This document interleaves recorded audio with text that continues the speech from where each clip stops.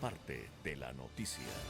El caso Metástasis es otra vergüenza en la larga crisis que tiene la judicatura en este país, y la detención del presidente de la judicatura, Wilman Terán, seguramente ahonda la crisis de inestabilidad de esta entidad que está encargada de administrar el poder judicial. Para analizar este caso hemos invitado hoy al economista Otto Sonnenholzner, ex vicepresidente de la República, ex candidato también a la presidencia de la República. Economista Sonnenholzner, buenos días, bienvenido a Radio City. Buen día a la audiencia, buen día a Ronald, a Guillermo, a Priscila, a Carlos, a sus órdenes. Economista Sonnenholzner, luego de esta crisis, ¿tiene que evidenciarse un pronunciamiento político de las principales fuerzas existentes en el país? ¿El Ecuador necesita ese pronunciamiento para darle un baño de verdad a lo que está ocurriendo? Lo que el Ecuador necesita es que esta investigación vaya a fondo. Yo veo en lo que se ha demostrado hasta ahora de forma preliminar, con mucha preocupación, veo ratificadas nuestras sospechas y temas que denunciamos en campaña, ¿no? La penetración del narcotráfico desde el rango más bajo en las cárceles hasta la cabeza del sistema judicial, pasando, y aquí hay menciones superficiales que tienen que llegar a fondo, pasando por la contratación pública, pasando por el manejo de la Policía Nacional, pasando por la administración en general del sector público en cualquier lugar. Es una cosa que, como te decía, lo sospechábamos, pero claro, es muy distinto verlo escrito en blanco y negro en el celular de uno, nada más uno, de los varios cabecillas de las organizaciones delictivas que tiene el Ecuador. Recordemos, ¿no? Este es uno, no es que hay una sola organización delictiva. El señor cuyo celular hoy se investiga, Norero, era cabecilla de una organización delictiva que fue una ramificación de los choneros. Cuando muere alias JR, él era mano derecha de Junior y termina haciéndose cargo de una parte de esa banda. Entonces, imagínense ustedes todo lo que está ahí, cómo se compra la justicia, cómo se maneja la contratación pública. Hay una mención superficial, pero a la que se debe llegar a fondo del manejo de las compras públicas en los hospitales, penetrados, insisto, por el narcotráfico, desgraciadamente. Y esto, como te digo, no se resuelve o no mejora con una toma de posición de quienes se consideren líderes en este país. Yo creo que todos tenemos que haber tomado nuestra posición hace rato.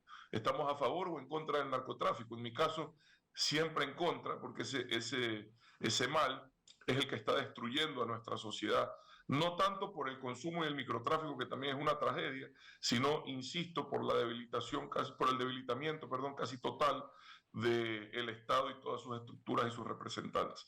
La penetración del narcotráfico es casi total en el Ecuador y debemos de cuidar a quienes no son parte de eso, a quienes son los que están dispuestos a combatirlos, porque combatir el narcotráfico implica jugarse la vida, nada más. Precisamente en un país, y usted conoce mucho de la política ecuatoriana, donde se genera esa sensación de que las denuncias salen a la luz, pero que terminan luego en nada, ¿cómo podría hacerse en esta ocasión, a través de los canales competentes, que esta investigación sí dé algún tipo de fruto?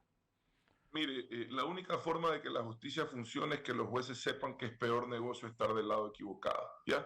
Y con eso, y eso solo se logra evitando que exista impunidad. Nosotros proponíamos en campaña la posibilidad de que existan jueces y fiscales que puedan despachar de forma telemática desde el extranjero, porque desgraciadamente también quienes no ceden ante la presión de la coima y la extorsión terminan siendo asesinados. Creo que es un tema que se debería de retomar. Pero más allá de eso, que es importantísimo, es urgente que la UAFE, que el SRI hagan verdaderos trabajos de rastreo de activos mal habidos. El lavado de activos en el Ecuador es casi deporte olímpico. Aquí usted ve, discúlpeme, cuando ve estas allanamientos a las casas, usted se pregunta quién vive ahí. ¿Qué? ¿Un gran empresario? ¿Quién vive ahí? Un gran industrial?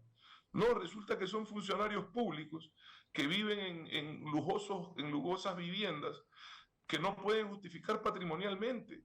Usted recorra las ciudadelas más lujosas del Ecuador, las casas valen millones de dólares.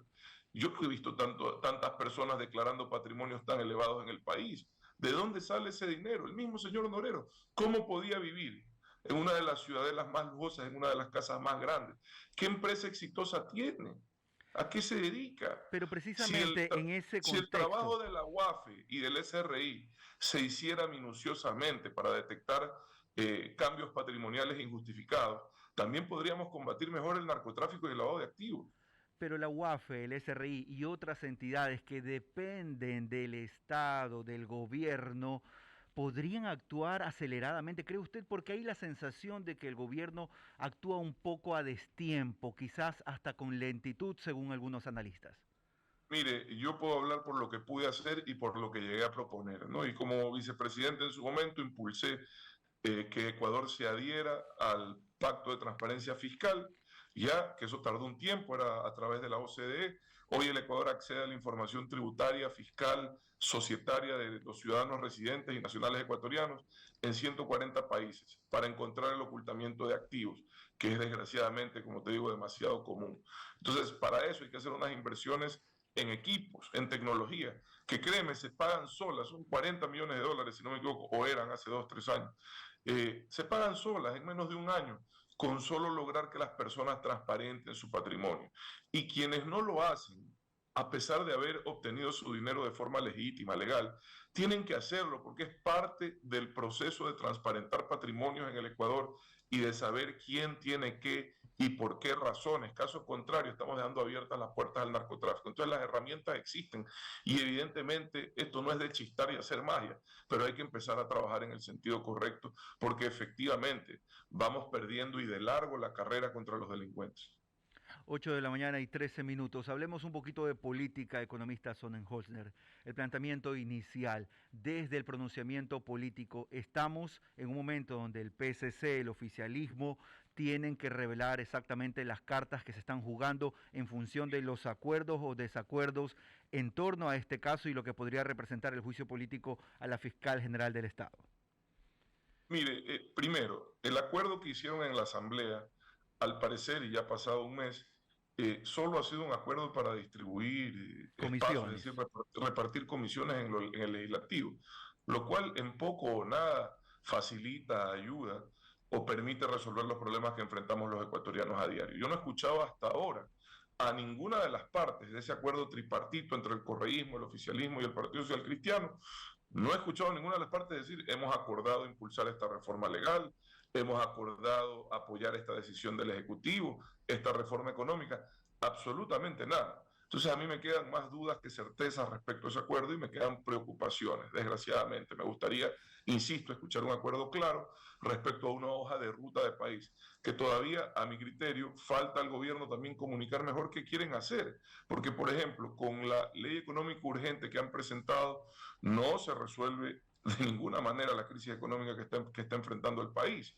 Por el contrario, hay más bien sacrificios fiscales que podrían implicar una mayor complejidad en el 2024 en la situación fiscal, sobre todo si a esto le sumas que el ISD se va a la mitad a partir de enero, son unos 400 millones menos, y que en teoría debería de dejarse de explotar 50.000 barriles en el Yasuní, lo cual de nuevo son unos de 400 a 600 millones menos, dependiendo del precio del barril. Es decir, dentro de esta crisis fiscal ya tienes 1.000 millones menos a lo actual para el próximo año y no tienes ninguna decisión económica que te permita compensar esa situación. Entonces creo que falta claridad por parte de quienes han asumido el desafío de sacar al Ecuador de esta crisis, falta contundencia, determinación y sobre todo comunicación para saber exactamente por dónde vamos a ir. Porque es complicado también, y usted sabe porque ha vivido el poder, que cuando se tiene intenciones de reelección, aplicar políticas que pueden tener un costo muy alto, como el análisis de la focalización de subsidios, por decir algo nada más, podrían traer una factura muy alta, economista. Sí, pero los que nos metimos en esto no nos metimos para mantener capital político, sino para resolver esta grave crisis que vive el país. ¿Ya? Y el costo que uno tenga que asumir de tomar decisiones difíciles es parte de la determinación de entrar en el servicio público. A mí nadie me puede cuestionar el no haber impulsado en su momento decisiones difíciles. Algunos habrán coincidido, otros no. Lo cierto es que en medio de la más grave crisis de la historia que vivimos en el 2020, ahí estuvimos yo, en lo personal, impulsando decisiones que yo sé que no fueron populares, pero que nos permitieron salir a flote. Y desgraciadamente esas son las prioridades cuando uno gobierna un país. Lo personal, lo individual pasa a tercer plano, las aspiraciones personales pasan a tercer plano. Uno tiene que poner por delante siempre los intereses del Ecuador. Ha sido el economista Otto Sonnenholzner, ex vicepresidente de la República y también ex candidato a la presidencia, analizando el tema político y evidentemente la denuncia que ha presentado o el resultado de esta investigación de la Fiscalía en torno a la intromisión del narco en las instituciones públicas. Son las